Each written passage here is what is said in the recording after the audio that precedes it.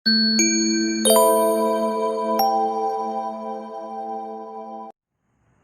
Students, हमारे channel learn flog में आपका स्वागत है। बहुत सारे स्टूडेंट हैं, उनके रिक्वेस्ट आए थे केसीएल और केबीएल इन पे क्लासेस बनाने को। बिना टाइम वेस्ट किए चलिए शुरू करते हैं। यार बिना टाइम वेस्ट किए मैं बोल रहा हूँ, एक तो इंडिया पूरा लॉकडाउन पे चल रहा है। एक्चुअली इंडिया नहीं, पूरा वर्ल्ड लॉकडाउन पे चल रहा है और यहाँ पे टाइम सबके पास बहुत है। चलिए कुछ ना कुछ तो सीखना पड़ेगा लाइफ में। ओके, हियर वी गो, शुरू करते हैं। KCL। वैसे आपको रिक्वेस्ट है, कोविड-19 के चलते प्लीज़ आप अपने घर पे ही रहिएगा, सोशल डिस्टेंसिंग मेंटेन कीजिएगा। अब बहुत ज़्यादा हो गया है। आपको पता है इंडिया ने ना वर्ल्ड में 3 नंबर पे आ गया कोविड-19 पेशेंट के हिसाब से। Okay, sorry for that. पर अगर आप लोग थोड़ा कोशिश करेंगे तो इसको रोक सकते हैं। यहाँ पे जिद तो इंसानों की होगी। एनीवे, अभी हम कीचर्स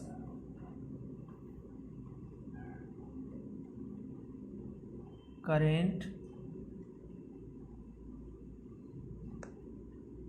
लॉ केसीएल के बारे में बात करेंगे।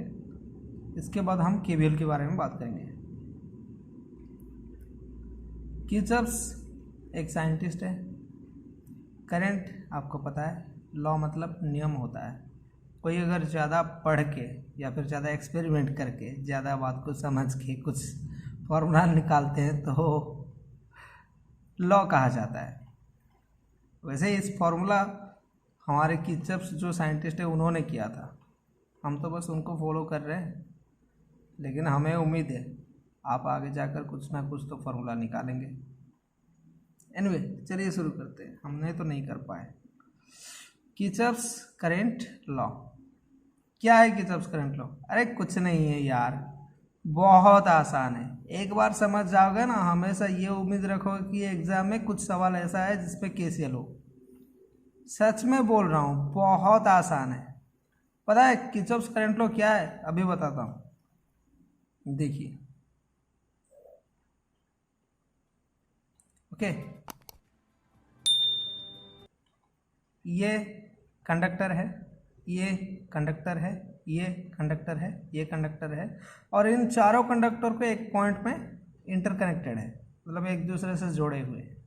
ओके, अब आप करंट की डायरेक्शन दे दीजिए कहीं के भी हिसाब से। मैं यहाँ से ले लिया, मतलब यहाँ से करंट जो है ये नोड की तरफ जा रहा है। इसको नोड बोलते हैं, नोड। मैं लिख लेता हूँ NODE, नोड बोलते हैं। ओके, यहाँ से करंट नोड की तरफ जा रहा है, यहाँ पे भी करंट नोड की तरफ जा रहा है। यहाँ नोड से इस तरफ ऊपर तरफ भाग रहा है, नीचे में नोड से नीचे तरफ भाग रहा है। अब इसको ले सकते हैं इनकमिंग। हाँ, अब ये बात, ये देखिए, नोड की तरफ जो करंट आ रहा है उसको हम इनकमिंग बोलते हैं, और नोड की तरफ से जो बाहर जा रहा है उसको हम क्या बोलते हैं? Outgoing current. करंट में यहाँ पे लिख लेता हूँ इनकमिंग,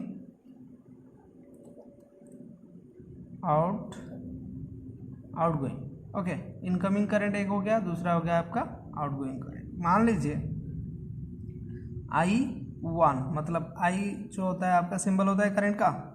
यहाँ पे हो गया I2, यहाँ पे हो गया I3, यहाँ पे हो गया I4। ओके, तो किर्चॉफ्स करंट लॉ क्या है? एक नोड पे जितना करंट आ रहा है, मतलब सारे इनकमिंग करंट का अलजेब्रिक सम, याद रखना, अलजेब्रिक सम। अलजेब्रिक सम क्या होता है? 2 + 3 = 5। ये हो गया अलजेब्रिक सम। वैसे समेशन एक और भी है, वेक्टर सम, वो अलग होता है। उसमें क्या होता है? 2² + 3² = ऐसे होता है वेक्टर सम। 2² यानी 16 + 3² = 4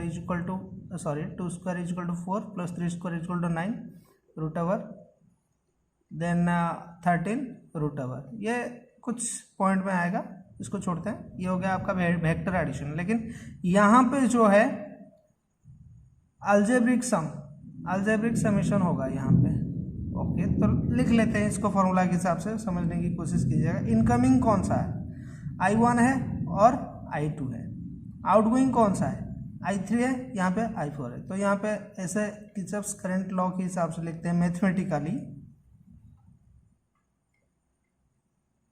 मैथमेटिकली क्या होता है, I1 प्लस I2, ये देखिए I1 और I2 दोनों इनकमिंग है, is equal to I3 plus I4। Simple, खत्म बात। यही है किरचॉफ्स करंट लॉ। इसको एक और की तरफ से लिख सकते हैं, I1 प्लस I2, यहाँ पे ये I3 जो है प्लस है, इधर आ जाएगा तो क्या हो जाएगा माइनस, फिर I4 भी वैसे माइनस हो जाएगा, is equal to 0।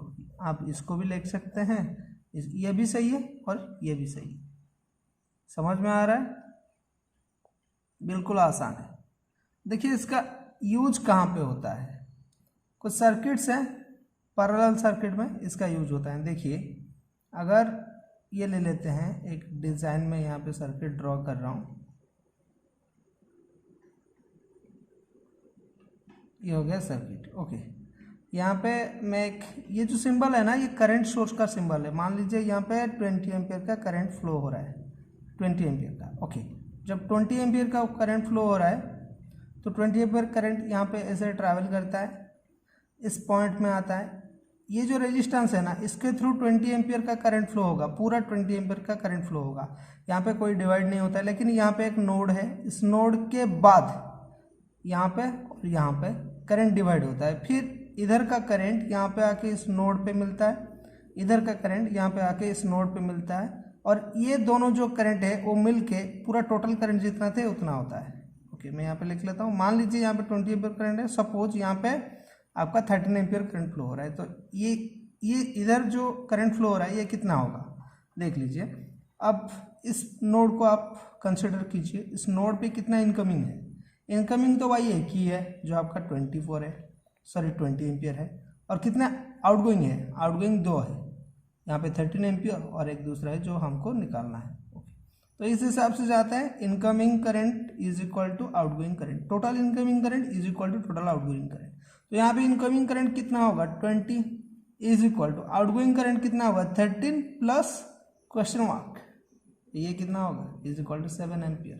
Answer clear, ये हो गया पहला मेथड से। दूसरा मेथड से करते हैं, देख लीजिए, यही पॉइंट लेते हैं। यहाँ पे इनकमिंग करंट क्या है 20 ampere minus 30 ampere minus question mark is equal to 0। तो ये जो माइनस क्वेश्चन मार्क, इसको इधर लाते हैं इक्वल टू के राइट तरफ, तो ये हो जाएगा यहाँ पे माइनस, यहाँ पे हो जाएगा 20 minus 30 ampere, then question mark is equal to आपका 7 एम्पियर। आंसर यही होता है किरचॉफ्स करंट लॉ। बहुत आसान है यार, कहीं पे भी देख लीजिए, बहुत आसान है, बिल्कुल समझ में हो जाएगा। ये कुछ नहीं है यार, ऐसे क्वेश्चन तो इलेक्ट्रिकल वाले ऐसे ही, मतलब आप भी ना। चलिए छोड़ो, अब क्या बताएं इसको, अब इतना आसान है तो कोई भी समझ लेगा। दूसरा आता है वोल्टेज लॉ की तरफ, वोल्टेज लॉ। ओके, रेडी तो होना आप, वीडियो को पूरा देख लीजिए भैया, समझ में अच्छी तरह से आ जाएगा, कम से कम ये तो पता लगेगा कि आपने आज कुछ सीखा है। यहाँ पे क्या लिखते हैं KVL, किरचॉफ्स वोल्टेज लॉ। मैं यहाँ पे दोबारा नहीं लिख रहा हूँ, आपको ये पता है किरचॉफ्स वोल्टेज लॉ। ये किरचॉफ्स करंट लॉ से और ज़्यादा आसान है, देखना चाहोगे अभी दिखाता हूँ इसका मतलब क्या है। ये लीजिए,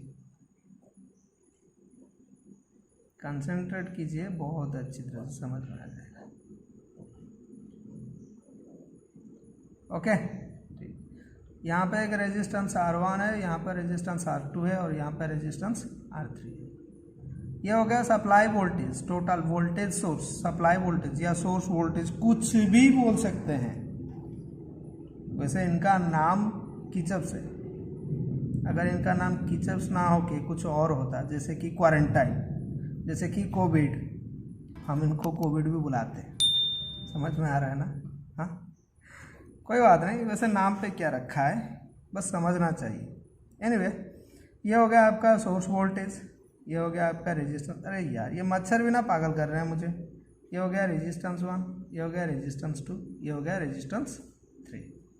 अब देखिए सर्किट में तीनों जो रेजिस्टेंस है ये आपस में सीरीज में कनेक्टेड हुए हैं, क्योंकि भाई पैरेलल में होते हैं तब उस टाइम में पैरेलल सर्किट में आपका करंट डिवाइड होता है, तो उस टाइम पे आप केसीएल अप्लाई करोगे। सीरीज सर्किट जो है ना R1 R2 R3 जो सीरीज में लगे हुए हैं, सीरीज में हमेशा वोल्टेज का ही डिवाइड होता है, करंट यहाँ पे सेम ही रहता है। ओके, करंट सेम रहता है मतलब देखिए यहाँ पे सोर्स वोल्टेज से करंट निकलेगा, ऐसे इधर से ऐसे आएगा, यहाँ पे ऐसे, यहाँ पे ऐसे, यहाँ पे ऐसे, यहाँ पे ऐसे, यहाँ पे ऐसे, यहाँ पे ऐसे, यहाँ पे ऐसे, एक अमाउंट का करंट ट्रैवल कर रहा है। देखिए रास्ता कोई दूसरा नहीं है, इसलिए करंट डिवाइड नहीं हो रहा है, समझ रहे हैं ना। हाँ ओके, केवीएल का यहाँ पे कैसे होता है केवीएल देख लीजिए।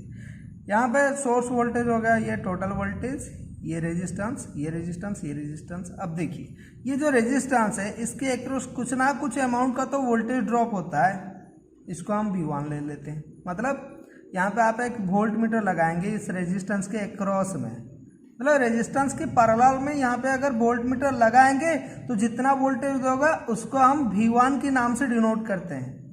कुछ भी हो सकता है, 2 volt, 3 volt, 5 volt, 10 volt, 1000 volt, 1 lakh volt, कुछ भी हो सकता है। जैसे यहाँ पे एक वोल्ट मीटर लगाया, इसका नाम दे दिया V1। बिल्कुल उसी तरह यहाँ पे एक वोल्ट मीटर लगाया, इसका नाम दे दिया V2। यहाँ पे एक वोल्ट मीटर लगाया, इसका नाम दे दिया V3। आप इसे अल्फा बीटा गामा भी ले सकते हैं, इसका नाम क्या ले लेते हैं V1। रेजिस्टेंस 2 के जो एक्रोस में जो वोल्टेज है उसका नाम ले लेते हैं V2। रेजिस्टेंस 3 में जो वोल्टेज है उनका नाम ले लेते हैं V3।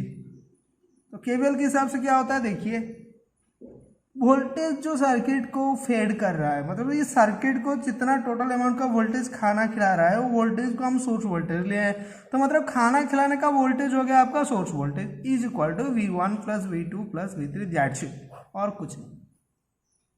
मतलब जितना आपका सोर्स वोल्टेज होगा ना, और ये सारे सर्किट में जितने भी रेजिस्टेंस रहे होंगे उन रेजिस्टेंस में जितने भी वोल्टेज सारे ड्रॉप हो रहे होंगे उन सब का समेशन, ये देखिए समेशन, अरे यार मैंने फिर से बोला मच्छर, V1 V2 plus V3 is equal to VS। बहुत आसान है, एग्जाम्पल के तौर पे समझाऊं क्या, समझा ही देता हूँ, देख लीजिए आप। जैसे एग्जाम में अगर ऐसे आएगा ना, मतलब ऐसे यूं ही खत्म कर दोगे चुटकी बजा के, जैसे सोचोगे यार सारे सवाल इसके ऊपर क्यों नहीं है। ओके, अगर फिर भी कोई डाउट लगता है कमेंट में पूछ लीजिए, हम बैठे हैं यहाँ पे समझाने को, लॉकडाउन में कुछ काम है ही नहीं, सोचा कुछ ट्राई करते हैं। एनीवे यहाँ पे चलो हम एक एग्जाम्पल लेके आपको समझाना चाहेंगे, कोशिश करेंगे पूरा अच्छी तरह से आपको समझ में आ जाएगा। ओके, तो यहाँ पे रेजिस्टेंस 1 ये हो गया 1 ओम, ये हो गया 2 ओम, ये हो गया 3 ओम। कितना हो रहा है भाई, 3 2 5 1 6, तो यहाँ पे 6 वोल्टेज ले लेते हैं। ऐसा नहीं है कि यहाँ पे 6 ओम हो रहा है इसलिए हम 6 वोल्टेज ले लिए, आप कुछ भी ले सकते हैं, लेकिन मैं 6 क्यों लिया पता है, मतलब आसानी से हो जाएगा, समझ में आ जाएगा। ओके, जैसे कोई पूछते हैं कि बेटा 1 से 10 तक कोई भी नंबर ले लो, आप 9.735 तो नहीं बोलेंगे ना, आप 8 बोलेंगे या फिर 9 बोलेंगे या फिर 6 बोलेंगे, ऐसे ही बोलते हैं ना। उसी हिसाब से हमने क्या किया, यहाँ पे 6 वोल्टेज ले लिया। अब देखिए इस जो सर्किट है टोटल, इस पर आर इक्विवेलेंट कितना है, R equivalent is equal to 1 + 2 + 3 is equal to 6 voltage, simple. Sorry 6 ohm, resistance का यूनिट ओम होता है जी, तो कितना हो गया 6 ओम का। ओके, VS सोर्स वोल्टेज जो है आपका 6 वोल्टेज, तो I मतलब करंट कितना हो रहा है, I is equal to V/R, यहाँ पे 6/6 इज इक्वल टू 1 एम्पियर। मतलब इसके थ्रू पूरे सर्किट में कितना एम्पियर का करंट ट्रेवल कर रहा है, 1 एम्पियर का करंट ट्रेवल कर रहा है। ओके जी, ठीक है। तो यहाँ पे V1 निकालते हैं, V1 यहाँ पे जो निकालेंगे V2, यहाँ पे जो निकालेंगे क्या V3। Then V1 is equal to I into R1, क्योंकि V का फॉर्मूला है जी I into R। V2 is equal to I into R2 और V3 is equal to I into R3। यहाँ पे R1 R2 R3 तो ले लिया, पर मैंने I1 I2 I3 नहीं लिया। क्यों नहीं लिया, क्योंकि I1 और I2 और I3 एक ही है, सीरीज सर्किट है तो करंट डिवाइड नहीं होता है। तो फिर यहाँ पे V1 हो गया, I का मतलब 1 into 1 equal to 1 voltage. V2 हो गया 1 into 2 is equal to 2 voltage. V3 हो गया 1 into 3 is equal to 3 voltage. अब आप ही देख लीजिए कितना आसान है। V1 is equal to 1, V2 is equal to 2 और V3 इज इक्वल टू आपका 3 वोल्टेज हो गया। अब Vs इज इक्वल टू मतलब टोटल वोल्टेज हम यहाँ से निकालते हैं 1 plus 2 plus 3 is equal to 6 voltage. अब देखिए जो सवाल में था Vs 6 वोल्टेज वही निकला कि नहीं, तो प्रूव्ड लिख देते हैं। अब छोड़ते क्यों हैं, यही होता है जी KVL। उम्मीद है आपको KCL और KVL समझ में आया होगा। ओके भाई, कुछ भी प्रॉब्लम रहता है तो कमेंट में बता दीजिए और वीडियो अच्छी लगे तो लाइक ज़रूर कर दीजिएगा। और ये बेल आइकन होता है ना, उसको भी प्लीज़ प्रेस कीजिएगा, क्योंकि हम जो होते हैं ऐसे नए नए वीडियो बनाते रहते हैं। उम्मीद करते हैं कुछ आपकी काम पे आ जाए। अगर काम पे आ जाता है तो हमारा जो प्रयास है सक्सेस हो जाएगा भाई। धन्यवाद। जय हिंद, जय भारत।